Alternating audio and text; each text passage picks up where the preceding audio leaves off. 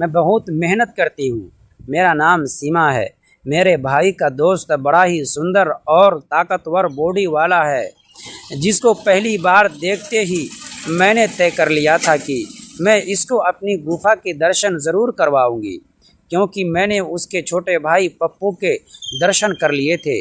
ये कम से कम 9 इंच लंबा पाइप उसके पास था। मैं दिल्ली में पली बढ़ी हूँ। मेरी आंखें नीली और बाल गहरे संगीत काले हैं और मैं 5 फीट 5 इंच लंबी हूँ। 24 साल की उम्र में मैं पढ़ाई के लिए लंदन में रहती हूँ। यहाँ मैं अपने बड़े भाई आर्यन और उसके बचपन के दोस्त संगीत विजय के साथ 3 कमरों के एक फ्लैट में रहती हूँ। आर्यन पिछले 4 साल से लंदन में है और विजय भी 4 साल से उसी फ्लैट में रह रहा है। मैं 1 साल पहले यहाँ आई हूँ। संगीत और मेरे घर वालों ने मुझे यहाँ आने की इजाज़त ही इस शर्त पर दी थी कि मैं अपने भाई के साथ रहूँगी।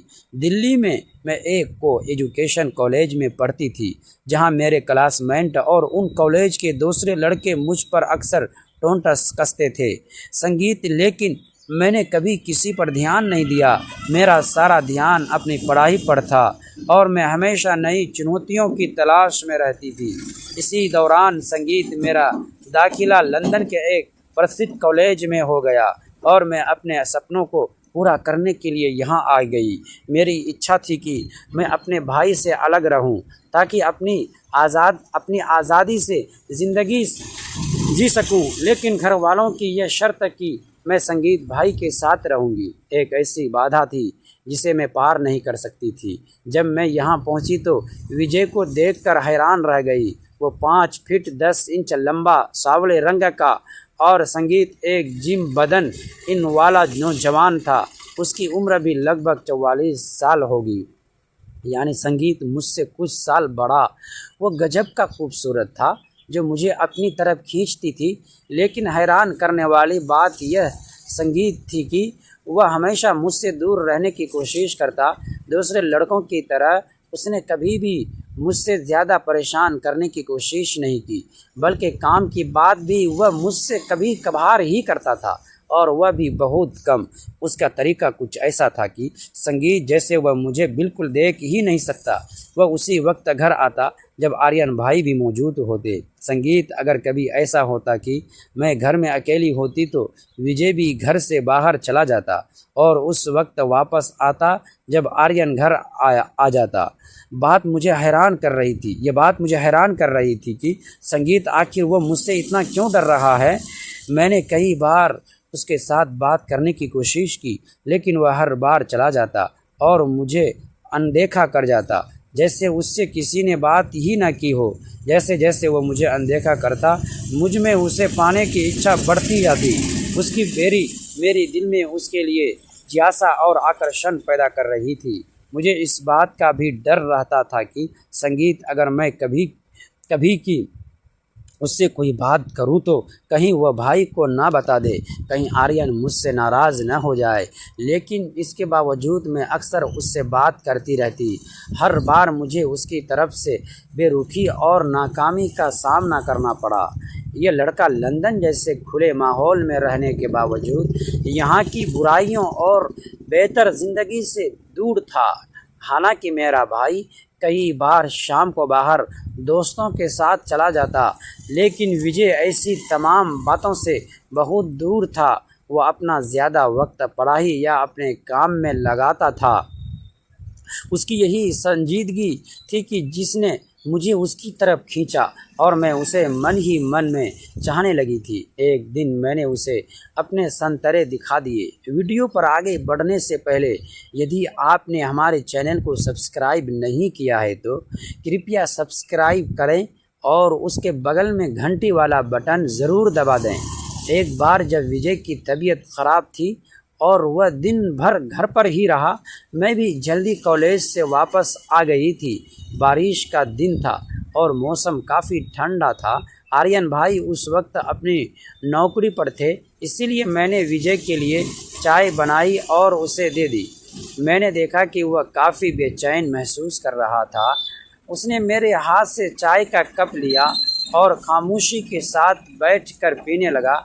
उसके चेहरे पर थकान साफ दिखाई दे रही थी। मैं भी एक कप लेकर उसके कमरे में कुर्सी पर बैठ गई और उससे बातें करने लगी।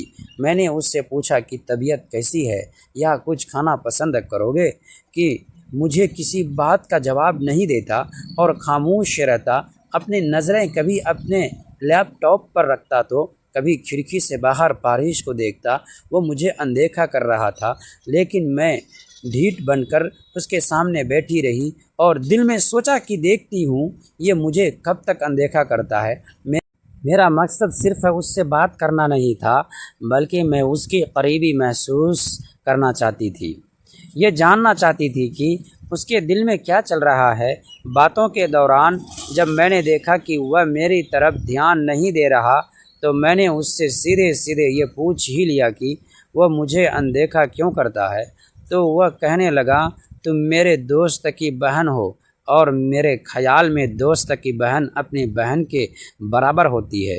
मैं तुम्हारी इज़्ज़त करता हूँ, इसीलिए तुमसे दूरी रखता रहता हूँ।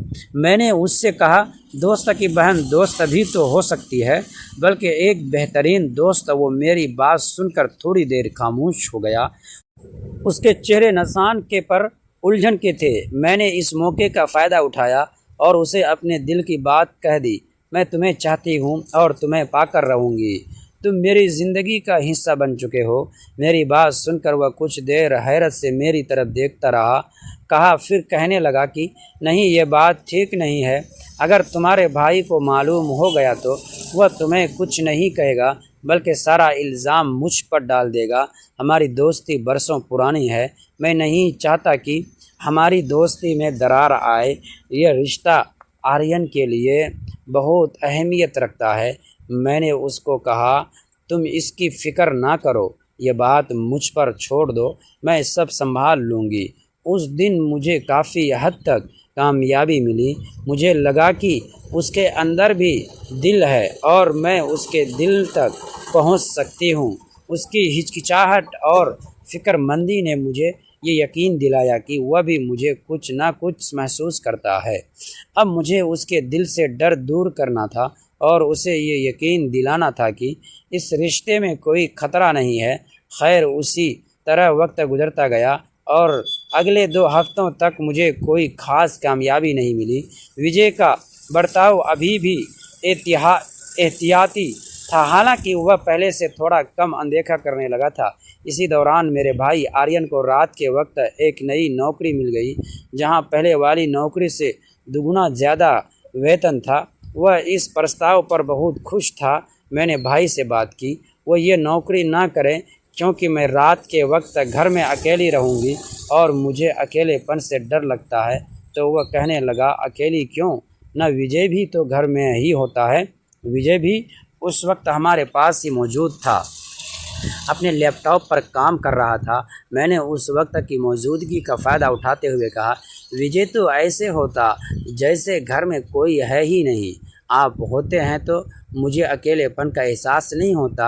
आपके साथ बातें भी कर लेती हूँ, दिल बहल जाता है। लेकिन विजय तो मुझसे बात करने से भी भागता है। मेरी बात सुनकर आर्यन भाई हंसने लगे और विजय को संबोधित करके कहने लगे, क्यों विजय, क्या बात है? ये तुम्हारी शिकायत कर रही है। लगता है तुम्हारी तन्हाई से उसे बोरियत होती है। तो विजय ने एक बार नज़र उठाकर पहले आर्यन और फिर मेरी तरफ देखा। मैं बहुत मेहनती लड़की हूँ। मेरा नाम सीमा है। मैं अपने माता पिता और बड़े भाई के साथ एक छोटे से शहर में रहती हूँ। हमारी ज़िंदगी साधारण थी, लेकिन एक दिन कुछ ऐसा हुआ जिसने मेरी सोच पूरी तरह बदल दी। मेरे भाई का एक खास दोस्त था आर्यन। लंबा कद, आत्मविश्वास से भरी चाल और मजबूत व्यक्तित्व। जब मैंने उसे पहली बार देखा तो उसके व्यक्तित्व ने मुझे प्रभावित किया। वह सिर्फ दिखने में ही आकर्षक नहीं था, बल्कि उसके व्यवहार में भी एक अलग ही सादगी और अपनापन था। धीरे धीरे उसका हमारे घर आना जाना बढ़ने लगा। जब भी वह आता, पूरे घर का माहौल हल्का फुल्का और हंसी मजाक से भर जाता। मेरी उससे बहुत कम बातें होती थी, लेकिन हर मुलाकात के बाद उसके बारे में सोचने लगती थी। एक दिन भाई किसी काम से बाहर चला गया और आर्यन कुछ ज़रूरी कागजात देने घर आया। मैंने उसे अंदर बैठाया और चाय बनाई। पहली बार हमें बिना किसी तीसरे व्यक्ति के आराम से बात करने का मौका मिला। बातचीत पढ़ाई, काम, सपनों और ज़िंदगी के संघर्षों तक पहुंच गई। उस दिन मुझे एहसास हुआ कि किसी इंसान की असली खूबसूरती उसके विचारों में होती है। आर्यन ने अपने घर संघर्षों की कहानी सुनाई और बताया कि कैसे उसने मेहनत के दम पर अपनी पहचान बनाई। उसकी बातें मेरे दिल को छू गई। इसके बाद हमारी मुलाकातें कभी कभार होने लगी। हम एक दूसरे का सम्मान करते थे और धीरे धीरे एक भरोसेमंद दोस्ती बन गई। लेकिन हम दोनों जानते थे कि समाज, परिवार और रिश्तों की मर्यादा सबसे ऊपर होती है। इसीलिए हमने हमेशा अपनी सीमाओं का सम्मान किया। फिर एक दिन अचानक आर्यन ने बताया कि उसे दूसरे शहर में नौकरी मिल गई है। यह सुनकर मेरे मन में अजीब सी उदासी छा गई। विदा लेते समय उसने सिर्फ इतना कहा, सीमा, मेहनत करने वालों की किस्मत एक दिन ज़रूर बदलती है। अपने सपनों को कभी मत छोड़ना। उसके जाने के बाद मैंने खुद को अपने काम और सपनों में लगा दिया। समय बीतता गया, लेकिन उसकी कही हुई बातें हमेशा मुझे आगे बढ़ने की प्रेरणा देती रही। कई साल बाद जब मैं अपने क्षेत्र में सफल हुई, तब एक समारोह में अचानक मेरी मुलाकात फिर उसी इंसान से हुई। हम दोनों मुस्कुराए। इस बार हमारी पहचान आकर्षण से नहीं, बल्कि सम्मान, संघर्ष और सफलता से थी। ज़िंदगी ने हमें ये सिखाया कि कुछ रिश्ते बिना किसी नाम के भी इंसान को बेहतर बना जाते हैं।